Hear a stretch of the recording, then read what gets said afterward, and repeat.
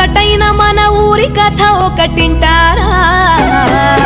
అచ్చమైన పచ్చ పల్లె తీరునే కంటారా ముచ్చటైన మన ఊరి కథ ఒకటింటారా అచ్చమైన పచ్చ పల్లె తీరు